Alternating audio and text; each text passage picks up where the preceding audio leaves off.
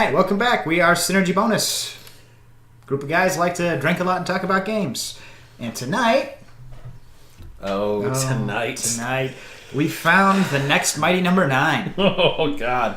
That's one way to put it. Well, kind of how I felt about it. We're talking about the recent re-release, remaster, I guess, of The Secret of Mana from Square Enix. The HD version. Ugh. It's the HD remake of the 1993 original. That Classic. Yes. Came out originally on the SNES. Like I said, 1993. Squaresoft! Yeah, we've noticed a trend. Square makes good games. Enix makes good games. Squeenix does not. Not very often. Sometimes they have a hit. More often than not, miss. Which you know all about with Secret of Mana. I do, but he knows more. This is one of those rare occasions when Sergeant Speedrun here has actually put more hours into a RPG than I have, so I'm going to defer to him on most things tonight. All right. But take it away. All right. So, for the most part, this game is identical to the Super Nintendo original.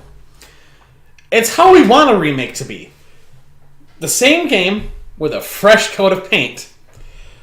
Unfortunately, this was the discount paint that was discontinued on the value sale rack blue light special at Kmart. Yeah, I'm just gonna start with the soundtrack. No, let's start with the fresh coat of paint. Then let's go to the soundtrack. Fresh coat of paint is our biggest complaint, so probably. Yeah. Okay, so Trav has had limited experiences with both games, but he's played both games enough to kind of get a general idea of what, each is all about. I mean, the story is completely the same. Visually, however, this game looks boring. It manages to be updated and somebody else said detailed without the detail. Detailed without detail is a good way to put it. Somebody else said that it looked like a really quick, phoned-in PlayStation 1 HD version, and that's which is sad because Final Fantasy IX got an HD version. That is a PS1 version, and it looks pretty decent. Well, the characters at least looks nice. The pre-rendered backgrounds, there's not much they could do with that. It's true. Trav put it the best. Is that the 16-bit version? The world felt alive. You had grass that was flowing in the wind. Your water was rippling, and just stuff in the background. Like everything just sort of popped at you with this. The world felt alive, which was impressive with 16-bit graphics. The remake here is very dead and flat. It really is. It's colorful.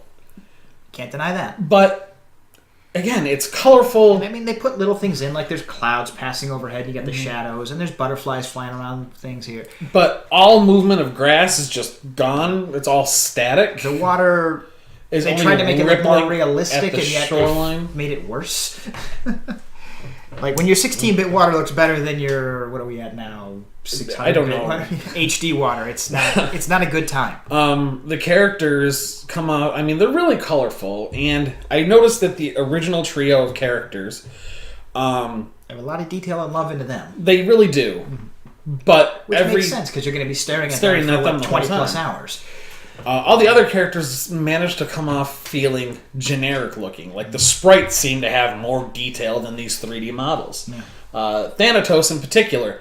Like, Thanatos has this mask with the horns, and he's got this gown. He's a sorcerer, He's got stars on it. That looks nice, but like in this, like it's got the stars and everything. They look like old PlayStation 1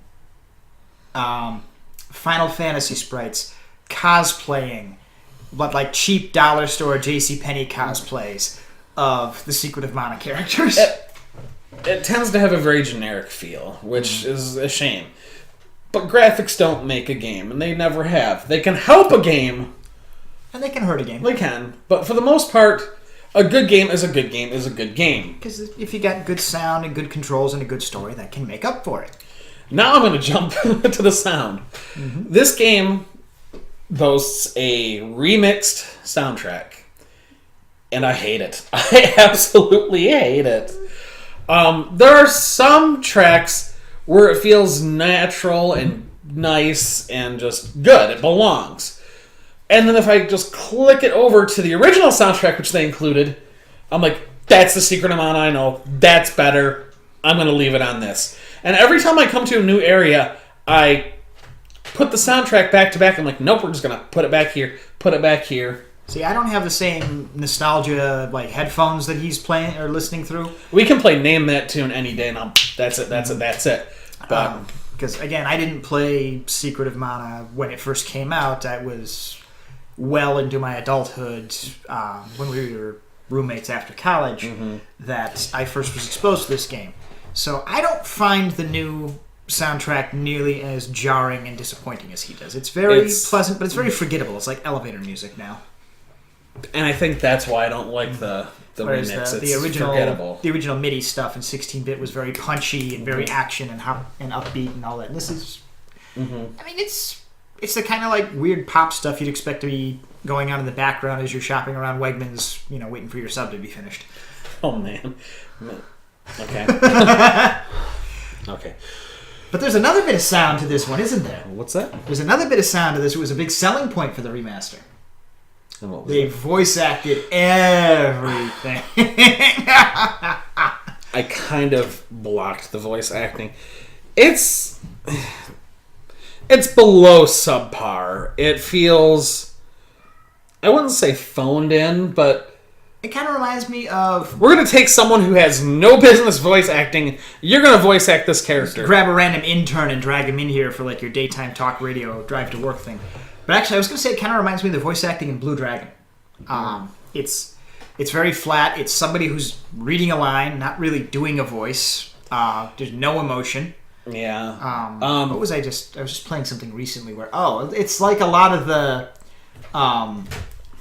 smaller little asides that we were talking about in Xenoblade Chronicles 2. Where, like, clearly the character on screen and the language and the situation, the context calls for a lot of emotion. And we get, character going, oh my god, I hate my father. Yeah. Manage right now. I've got big shoes to fill. But I'll protect the world like my mother and father. And with the voice acting comes pronunciation. There's a character from the original. The very first time I read it, his name is, I'm going to spell it first, is D-Y-L-U-C-K. D-Y-L-U-C-K. Yes. Dialect. Yes. I initially thought it was Dialect. I'm like, no, they probably mean Diluc, which almost sounds like a regular name. Nope, Dialect. And I have never heard the words Dialect so many times in my life until playing this game. And it doesn't help. Every time we sit down for Pathfinder, I have horrible dialogue. Oh my god, Trav. And just... Oh my god, Trav. It's not good. I mean, it's just not. And like, the girl especially. They all have names now, which they're... Like, it used to just be the girl, the sprite, and the hero. Which it's now Randy's the hero. Prim is the female, and the sprite is Poppy. Jeez. Master Pond! Oh, better character. Now, the core of this game is still the same. Combat is still the same. You've got your 100% charge bar. When it's 100%, you do full damage if you hit. I'm going to expand on that for people who may not have played the original or the remake yet. When you do combat, you simply press the button to swing your weapon. It's a very, what do we call that? Live action? Not live action. Action RPG. Action RPG based. It was where the world doesn't stop, the enemies keep moving. Very much like Legend of Zelda. Very. But unlike Legend of Zelda, they've included this thing where the damage that your weapon does is based upon how rested your character is, I guess. There's a little meter underneath your life bar and mana bar that fills up from 0 to 100%. At 100%, you do a full hit. If you hit. And anything less, you do significantly less damage, but you can attack much faster. Right. But the problem, this game, certain aspects quality of life improvements are what I will call. This game didn't get any of those. None. So, for example, if I'm going to hit Trav at 100%, I'm going to do X amount of damage.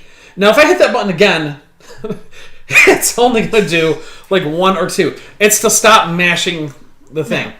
And a quality of life improvement to this game would have been allowing me to make multiple hits. You have 3 characters on screen. If I hit someone, I'm going to keep hitting you, Trav, here. If I hit someone and my partner hits it, there's a chance that that damage isn't going to register until a few seconds later, or not register at all. I had an experience last night where I hit someone, they fell down, and 17 seconds later, they got up and my damage registered. I'm like, that is terrible. That was something that should have been improved from the original, wasn't to this. Yeah. We've heard a lot of other reports that the game is like super laggy and crashing. I've never had a crash, but we didn't experience that. The only lag I could tell you was in the damage lag, but that's something that kind of carried over from the original. Again, quality of life improvement. Another quality of life improvement that this game didn't include was items. Items don't have stats until you buy them and equip them. You can see the stats. If I'm going to purchase an item, I want to know if it's better. And the only way I can... it's better. It's more expensive. That's the only way I can tell if the item is better, is if it's more expensive. And I don't know what items do until I use them. Like, oh, what's this candy do? A candy refills your HP. Okay, what's honey do? Well, that should refill MP. No, that refills more HP. That makes sense, the sweet stuff and all that. I mean, there's some things that carry over. Like, I'm guessing, the mallet probably cures your stone thing. It actually makes you a midget or increases your size. Oh. Another quality of life improvement is that wasn't included very well was multiplayer. Multiplayer worked really well. Where the fuck am I? And when you have 2 or more people playing, it's just not good. Like all of a sudden the camera just kind of does what it wants. Yeah, why am I wearing pants?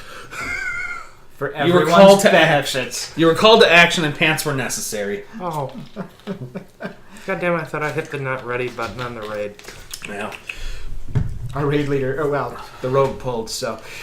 The problem is, combat slows way the fuck down. And this is a grindy game. At this point. Because you got multiple menus being opened at one at a time. One at a time. And in the center of the screen, and not like over the character originally was. And we mentioned a second ago that this is an action RPG, so like the enemies don't stop or anything unless you open your wheel to cycle through and find a spell. So I'm charging here, and Trev's about to do this. I didn't let go of the button yet. I happen to let go now, he lets go of the button. My charge is gone, the attack didn't go through. Not good. It requires a lot of communication, which is good because it's local play, so we're sitting on the couch next to each other. Local play. I love the fact that it's local play. Yeah. I hate the fact that it's not as good as the original. I'd almost prefer that this one wasn't, honestly. And if we're talking solo play and that, I don't know if I want to call it command wheel, the item wheel, the magic wheel. Command wheel was a good term. Command wheel. In the original, like I was saying, it would appear over the character that was using the magic or items or whatnot. This is just dead center of the screen. And 2 characters use magic. And up until you get Shade and Lumina, they have the same magic. Same wheel. So you have to go into the magic to see, oh, it's the healer, oh, it's the damage dealer. Again, quality of life improvement wasn't there. One quality of life improvement that they did give us was the quick spell slot. So when I'm leveling magic, I don't have to go into the thing. I can just set magic. Okay, I'm going to level up my healing.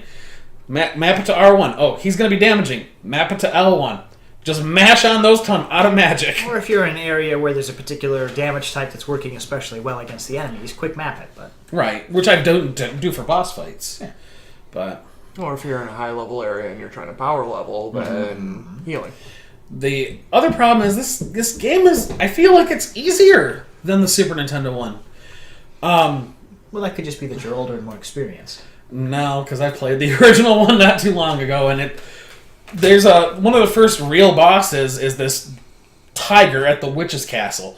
This thing will wreck your shit if you're not prepared. I go in there you don't have magic at this point. That's as prepared as you're going to get going in there. You got your items, you got your weapons. Didn't need to heal once this time. On the Super Nintendo, I'm constantly either resurrecting, healing, and dying against this thing. I have not died, or I should say, I haven't gotten a game over once on this. On the other one, it was bound to happen, especially against the Tiger, because it was fast, it hit hard, and whatnot. Knock you out of when you're doing a charge because you took damage. Yep. I generally don't charge during boss characters anyways, unless they're really slow boss. Tiger. Better burning you get bright. someone It's one hell of a flanking and boss they're fight. out of any... Yeah. I had something and then yeah, it's gone now. It died a lonely death. The story to the game is unchanged, and I'm grateful for that. They did add little, I'm going to call them intermission set pieces, to give the characters more life and whatnot. Because they were rather 2D characters. Right. And I started to hate these characters at this point. Every time you rested it in, you get this little dialogue of the trio of characters. And the problem is, I don't rest at the end unless I'm just, okay, I don't want to use a healing item. I need to save, and I need full stuff, so I'm going to rest at the end. So I was like, I'm going to say 3 or 4 areas past what they were talking about. Because they're talking about assaulting the witch's castle. I'm like, that was like 3 hours ago. Why are we still talking about this? And it just doesn't catch up. Man, that Tiger fight was dynamite. Expecting you to save more often, basically. Well, you can save without resting.